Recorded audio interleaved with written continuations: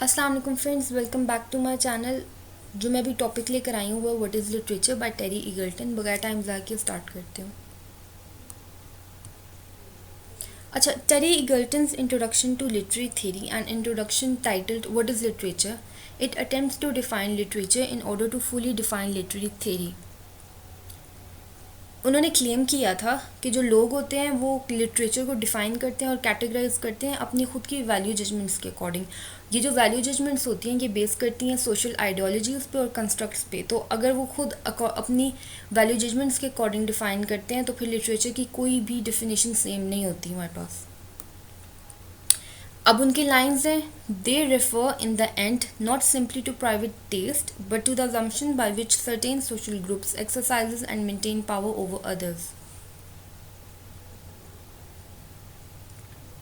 Eagleton ने कहा था कि ना लिटरेचर की जितनी भी हमारे पास डेफिनेशंस हैं वो बहुत ज़्यादा सब्जेक्टिव हैं, क्योंकि हम पहले बात कर चुके हैं कि लोग अपनी वैल्यू जजमेंट के अकॉर्डिंगली उसको डिफ़ाइन करते हैं। फिर टेरी ईगल्टन ने काफ़ी ज़्यादा डेफिनेशंस को लिया, उनको एनालाइज किया और फाइनली वो उन्होंने ये कंक्लूड किया था कि हमारे पास लिटरेचर की कोई भी ऑब्जेक्टिव डेफिनेशन नहीं है। अब जो डेफिनेशंस उनमें से की है उसमें से हम 3 डेफिनेशंस करेंगे। फर्स्ट डेफिनेशन का मैं ओवरऑल बता देती हूँ क्या था।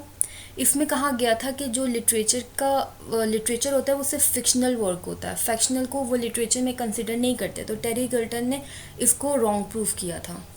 The first definition Eagleton introduces to readers asserts literature to be fiction or imaginary writing, but before he even began to define literature as fiction, Eagleton refutes this as a flawed claim.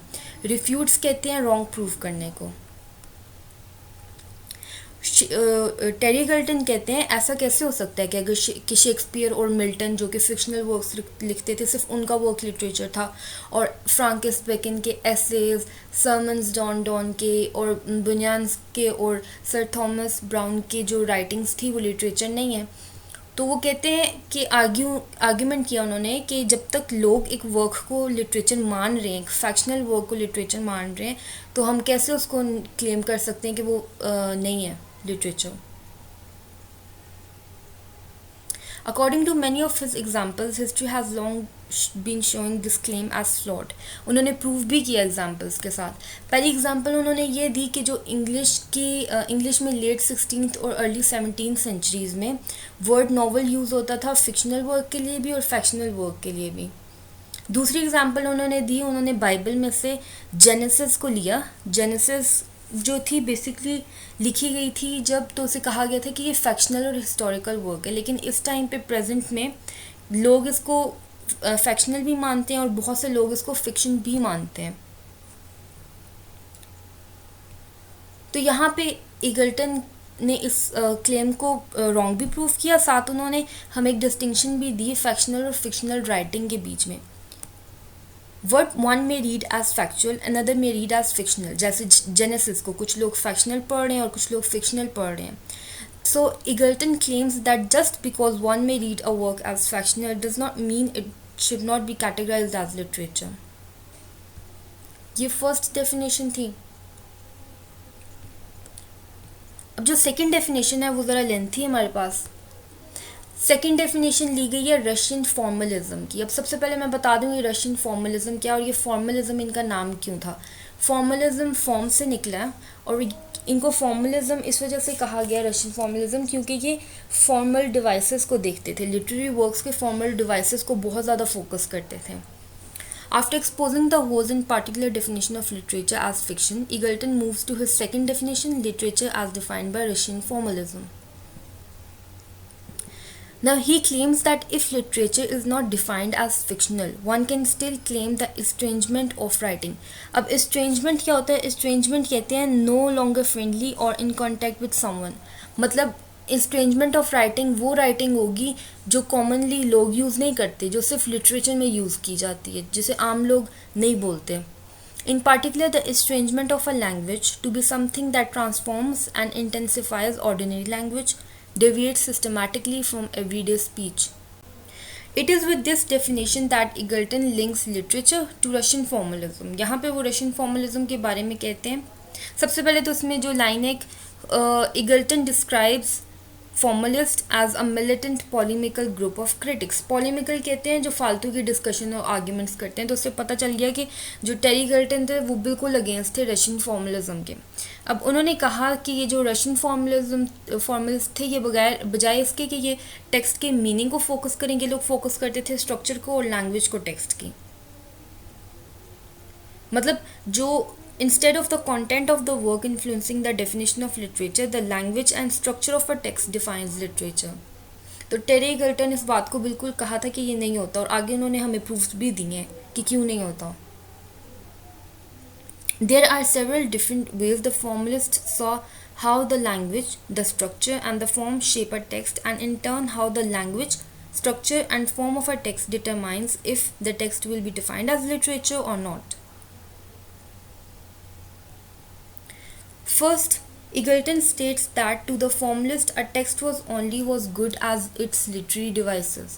जैसा हमने कहा है वो formal जो उनके formalist जो होते थे वो सिर्फ फॉर्मल डिवाइसेस को फोकस करते थे. अब इन डिवाइसेस में क्या क्या आ जाता था? साउंड आती थी, imagery, rhythm, syntax, metre, rhyme, narrative techniques और इस तरह के, और जिसको उन्होंने कहा था कि एस्ट्रेंजिंग है या फिर डीफेमिलराइजिंग क्वालिटी है इनमें. मतलब कि आम लोग नहीं इनको बोल पाते, ये सिर्फ लिटरेचर में ही यूज़ की जाती हैं. In this way how the literary devices the formalist identified use in a text makes the text literature. उन्होंने कहा ये डिवाइसेस जिस वर्क में होंगी सिर्फ वो लिटरेचर है, ये डिवाइसेस नहीं होंगी जिस वर्क में वो लिटरेचर नहीं है.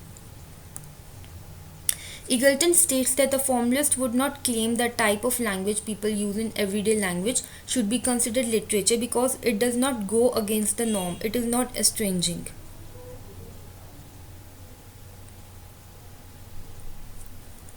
An example of this literary language that challenged reader is illustrated in the poetry by Gerard Manley Hopkins. Eagleton claims Hopkins' use of estranging language forces readers to pay attention to the word and their meaning.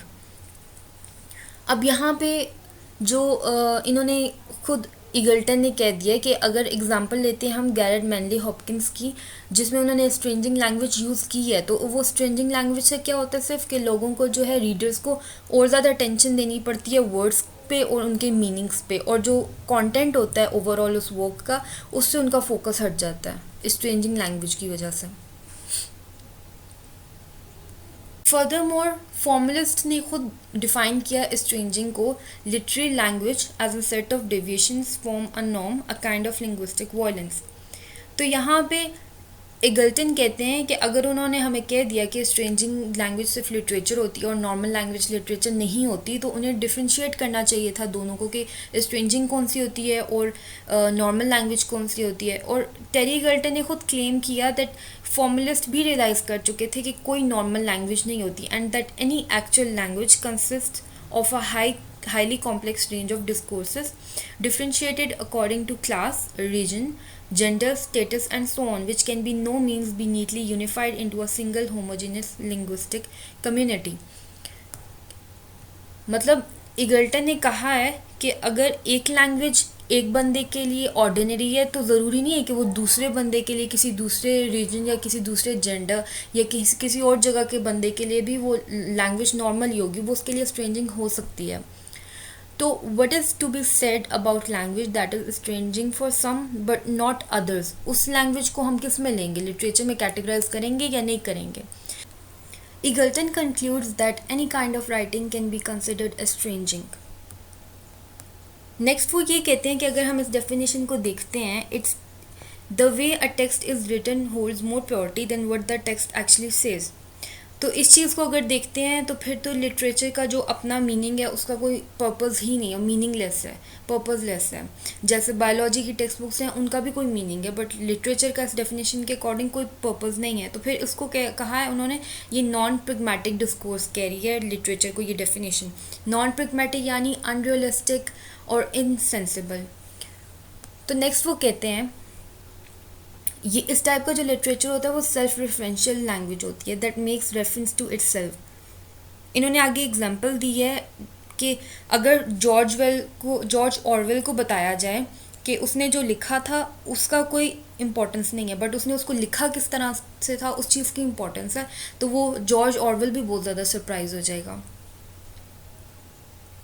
इसको मैं conclude करूँगी। पीछे कह दिया गया है कि इस डेफिनेशन के अकॉर्डिंग लिटरेचर एक नॉन प्रेगमेटिक डिस्कोर्स है। पर यहाँ पे देखा जाता है कि उन्होंने कहा अगर अगर ये डेफिनेशन के अकॉर्डिंग हम देखें तो ये डेफिनेशन बहुत ज़्यादा स्पेस देती है इंटरप्रिटेशन को, कि राइटर जो रीडर है वो राइटर के थॉट्स को नहीं देखेगा, वो खुद इंटरप्रेट करेगा। तो अगर वो खुद इंटरप्रेट कर रहा है तो कोई राइटर उसको प्रेगमेटिकली लेगा, उसका पर्पस भी देखेगा, और कोई राइटर जो है वो उसको नॉन प्रेगमेटिकली लेगा। किसी के लिए वो इनसेंसिबल होगा, किसी के लिए वो सेंसिबल होगा, किसी के लिए वो अनरियलिस्टिक होगा, किसी के लिए वो रियलिस्टिक होगा। तो फिर इस तरह से तो कोई भी वर्क जो है वो प्रेगमेटिक भी हो सकता है और कोई भी वर्क नॉन प्रेगमेटिक भी हो सकता है। तो फिर तो कोई भी वर्क लिटरेचर हो भी सकता है, जो लिटरेचर नहीं भी है उसको भी हम लिटरेचर कह सकते हैं। तो इस तरह से इस डेफिनेशन को इन्होंने रॉन्ग प्रूफ किया था। And at the end that literature can not in fact be objectively defined. क्योंकि ये जो डेफिनेशन इन्होंने दी है ये बहुत ज़्यादा सब्जेक्टिव थी। इन्होंने सिर्फ रशियन फॉर्मुलिज्म ने सिर्फ अपने फॉर्मुलिज्म को देखते हुए ये डेफिनेशन दी है। तो फिर इस वजह से इन्होंने एंड में कहा है that literature can not in fact be objectively defined. तो ये मेरा यहाँ तक का अभी के वीडियो में सिर्फ इतना ही होगा। जो उसके बाद का पार्ट है वो नेक्स्ट वीडियो में मैं बताऊँगी, और सिर्फ एक डेफिनेशन रह गई है जिसको हमने करना है, वो इंशाल्लाह नेक्स्ट वीडियो में। अब आपने बस सब्सक्राइब करना है मेरा चैनल। अल्लाह हाफिज़।